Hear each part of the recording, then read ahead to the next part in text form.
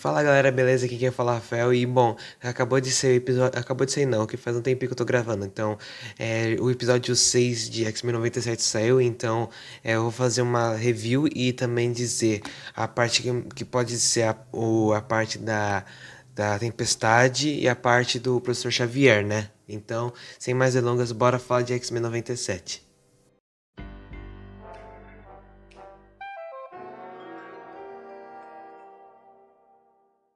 Bom, eu não vou dar muito detalhes do que aconteceu no episódio porque eu tô com uma certa preguiça. Brincando, não tô com preguiça não.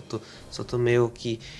Como eu não tenho muito o que dizer sobre esse episódio porque esse episódio não me cativou tanto, então eu não achei tão legal esse episódio pra dizer muito sobre ele. Só que eu vou dar os meros detalhes que aconteceu nesse episódio. Bom, começando com a abertura, né? Que mostra a logo, né? Que agora é do Noturno, que agora vai ser ele vai ser agora um X-Men oficial, né? Porque antes ele não era um X-Men, ele era só um mutante que apareceu no desenho clássico, mas agora ele vai ser agora a parte dos X-Men, finalmente, como ele também é parte dos quadrinhos também. Bom, um pouquinho mais pra frente da abertura aparece um personagem dentro do molde mestre, que seria aquele sentinela gigante que molda outros sentinelas. E esse personagem se chama Nirot. Nirot é tipo um sentinela aprimorado do futuro, é basicamente isso. E também ele já apareceu no desenho clássico, tipo, ele apareceu em um episódio num Dias de Futuro Esquecido, se não me engano, onde que é um universo alternativo, né? Tipo, imagina-se que o professor Xavier não estivesse feito os X-Men e os mutantes que estavam ali, eles teve que se virar com o que tinha. Então aparece o Nirot para derrotar eles. Até mesmo na abertura aparece uma cena renovada, né, do Bishop lutando, Bishop destruindo esse robô junto com a Tempestade e o Wolverine, né, daquele futuro distante que teve. Isso pode pra mim dar um certo spoiler do que pode acontecer no final dessa temporada, ou tipo dizer alguma coisa tipo, no futuro vai ter alguma coisa meio apocalíptica, eles vão ter que apocalíptica, né? Apocalipse. E pode ter alguma coisa a ver com esse personagem ou um outro personagem que daqui a pouco eu vou falar. Bom, depois em outra cena aparece, né? Os X-Men lutando contra o Império o Império Shi'ar, né? Onde que estão até jogando. O Ciclope até aparece soltando os seus raios pro Gladiador, que seria tipo um Superman alienígena do Império Shi'ar. Então ia ser uma coisa assim. Aparece até no desenho clássico na parte onde que era a saga da Fênix Negra no desenho clássico, né? Bom, agora começando o episódio mesmo, aparece, né, o Império Shi'ar lutando contra o Império Kree. Pra quem lembra de Guardiões da Galáxia, vai saber quem é o Império Kree e quem é o líder deles, que no caso aparece o Ronan o Acusador, que é o tipo, não um líder, ele é tipo um guerreiro que só tá tentando proteger a povo dele, né? Além que a Rapina, né, que é a irmã da Lilandra, né, que tá atacando esse império e tá lutando contra o Ronan só pra fazer as forças dele, né, serem destruídas e ele se render. Bom, nessa mesma cena aparece alguns membros da Guarda Imperial e tipo aparece os guerreiros que aparecem, só que eu não vou falar de todos, mas tem um que vale ser citado, que é o Vulcano. Vulcano é o irmão perdido do espaço do Ciclope, porque o Ciclope, se não me engano, ele tem três irmãos. Tem ele, um personagem que faz até parte da X-Force, que eu falei num outro vídeo, e também o Vulcano, que é esse que tá perdido no espaço. E a história dele basicamente os pais dele foram sequestrados no espaço, aí eles viveram no espaço, né? Aí tiveram esse filho Vulcano, aí aconteceu basicamente isso, né? Então é uma leve interação, não, uma leve easter egg legal.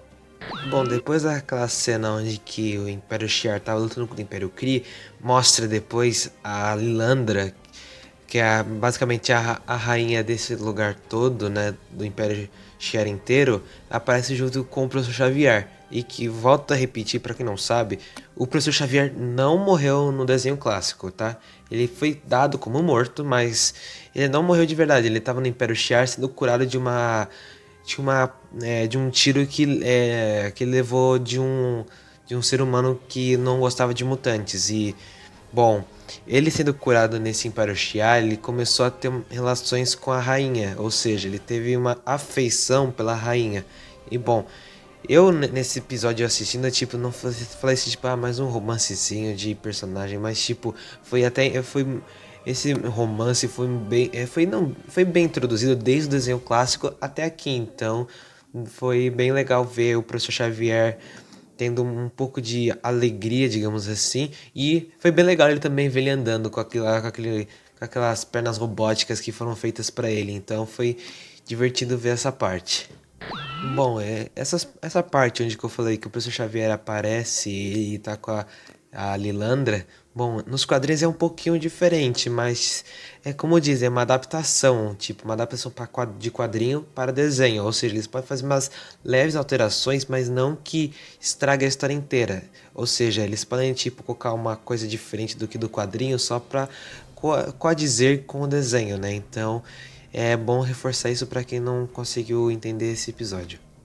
Bom, depois que a Lilandra ela fala que vai se casar com o Professor Xavier, a Rapina, que é a irmã dela, ela fala: "Ah, se o Professor Xavier for ainda, então ele tem que se provar que pode ser leal ao Império Shi'ar", ou seja, ela faz um desafio para ele, tipo, de ele apagar as memórias que eles tiveram, que o Professor Xavier teve com os X-Men e os outros mutantes que apareceram no desenho, que ele apague tudo isso e que só sirva ao Império Shi'ar. Se ele não fizer isso, ele não vai poder se casar com a Lilandra e não vai ser o rei dessa cogada preta que tá aí, né?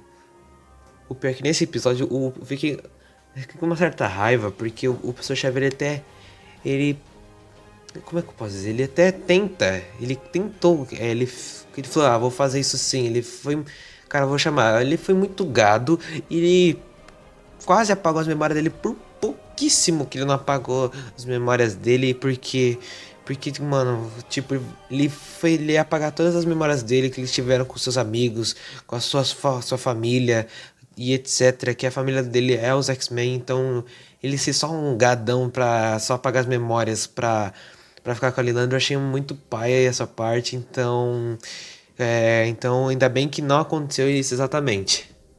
Bom, depois de dar uma leve confusão com esse negócio do Professor Xavier tentar apagar as memórias dele e ele não fazendo isso, o Professor Xavier ele usa os poderes dele pra, tipo, demonstrar, pra, tipo, dizer, tipo, eu sou confiável, vocês podem confiar em mim porque vocês fazem muitas coisas erradas e estou aqui pra, tipo, ajudar vocês a entenderem um pouquinho melhor.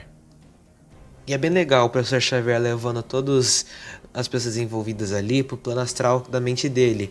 E foi legal, tipo, ver o Professor Xavier usando de uma forma criativa o seu poder. Criativa não, porque ele já é um professor, mas tudo bem.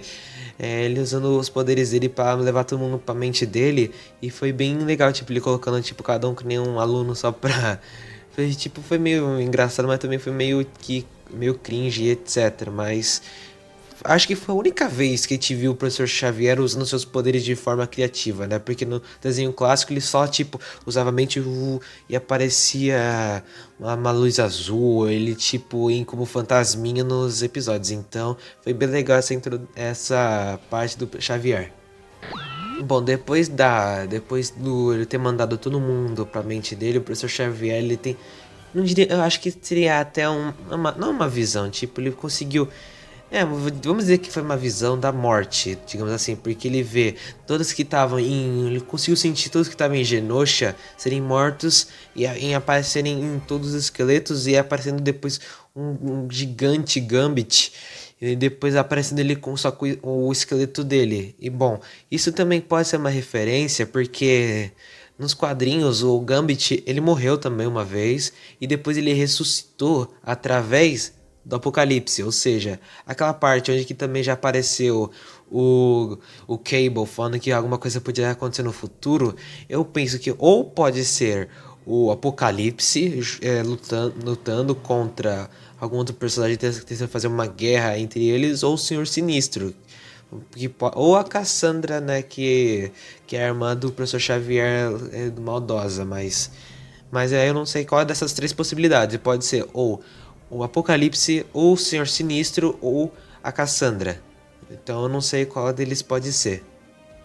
Depois do Xavier de ter visto a morte, né, ele ficou meio que tipo, não, eu não vou mais ficar aqui, me leve imediatamente para os meus X-Men. Então ele, tipo, até a esposa dele fala, se você fizer isso, você vai comprovar que eles estavam certos e que nós não podemos ficar juntos.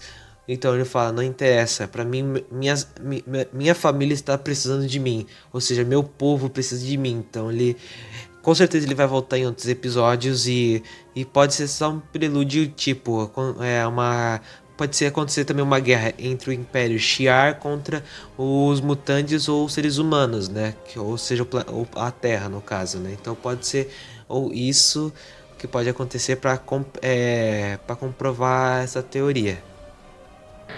Até esqueci de pedir, então, por favor, já deixa o like, deixa nos comentários o que vocês acharam desse episódio. E eu peço também um pouco de perdão por ter travado travado não, por ter não consegui falar plenamente o que eu quero dizer, mas espero que vocês estejam gostando e fico muito agradecido para quem comenta e para quem deixa o like. Então, muito obrigado a todo mundo que faz isso.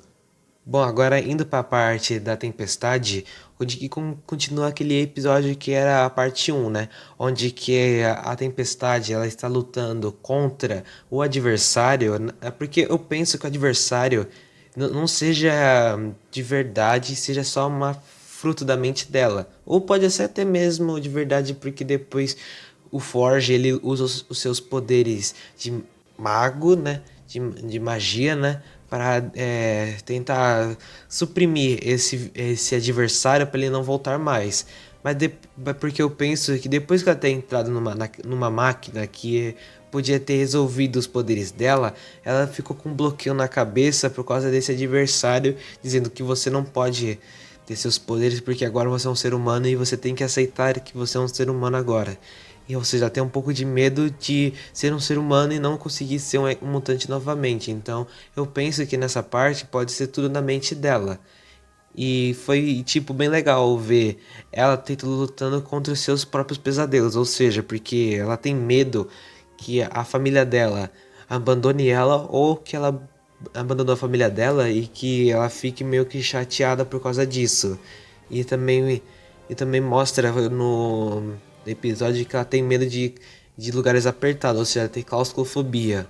E no desenho clássico até mostrava isso, só que de uma maneira meio tosca, tipo, o telhado caiu em cima da tempestade e ela não conseguia se mexer porque tinha telhado na cabeça dela e ela não conseguia se mexer. Então foi tipo, foi legal esse episódio mostrar que a claustrofobia dela é muito mais do que aquilo e ela conseguiu realmente superar esse medo. Bom, pra quem não lembra, o adversário, ele é tipo uma criatura mitológica do povo do Forge, porque ele tem uma cultura que ele tinha que ter derrotado o adversário, mas ele renunciou, não que renunciou, ele foi trabalhar pro o exército dos Estados Unidos e não se importou mais com a parte do povo dele. Então, o adversário ele voltou só para tentar destruir a mente da tempestade, porque ela é a pessoa mais fraca que é mentalmente naquele lugar, já que o Forge ele não tinha muito problema, só a parte dele ter conseguido uma arma para destruir os mutantes e etc. Então foi bem legal essa parte do adversário. Bom, depois dela tentar salvar o Forge, porque o Forge ele tava com uma mordida nessa parte numa parte do braço e que tava indo pro coração, porque o adversário mordeu ele e a ferida estava indo direto pro coração. E a única maneira de salvar ele seria tipo pegar um fruto de uma caverna bem apertada, quer dizer, um cacto, né? Numa caverna bem apertada para tipo ele conseguir sobreviver. E bom, ele foi junto porque ele sabia que a tempestade tinha medo de lugares apertados, mas mesmo assim ela tentou enfrentar esse medo tentando ajudar o seu amado, porque tipo, do nada lá no episódio ela fala, meu amado, e tipo, eu não, tipo, foi bem estranho, tipo, ela só ter conhecido o cara 2 dias e já falar isso, mas ela tentou encarar seus medos pra tentar salvar a vida de uma pessoa, e isso mostra realmente que ela é uma super-heroína de verdade. Bom, na caverna onde que a tempestade está, o adversário aparece de novo e botando mais medo nela. Ou seja, na parte do episódio, quando o adversário vai falando sobre os medos e sobre a falta de disciplina. Disciplina não, o que que a tempestade tem de errado, ele vai contando tudo que a tempestade tem de errado, tipo, só pra deixar ela mais triste.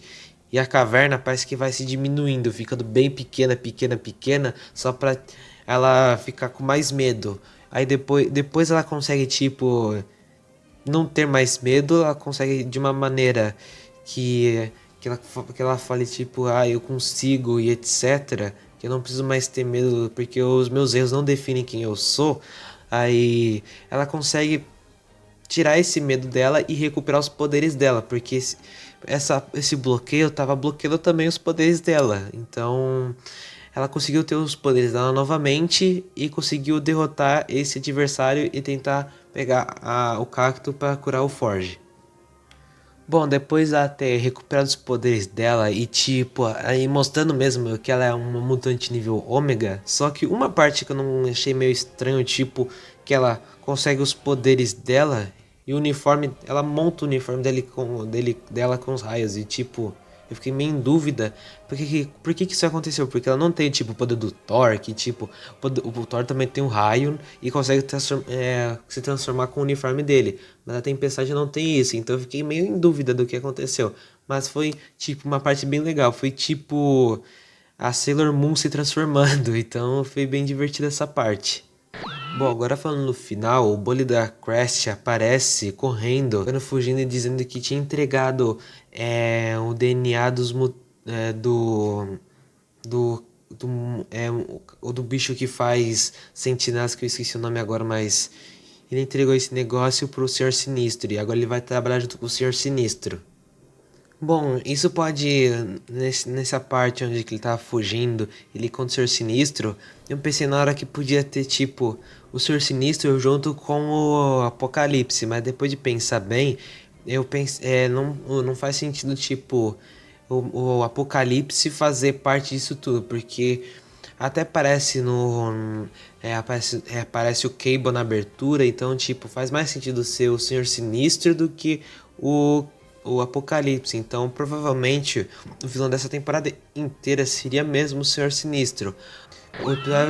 Bom, agora o próximo episódio vai ser chamado Olhos Brilhantes, que, pelo que eu vi aqui, pesquisei, pode ser um episódio do Cable, porque a vampira, ela chama o Cable de Olhos Brilhantes, e pode ser uma referência a isso, ou até mesmo o Ciclope, que também tem olhos brilhantes, mas eu penso que pode ser do Cable e contar um pouquinho mais do que tá acontecendo e falar o porquê que o Cable apareceu no episódio anterior.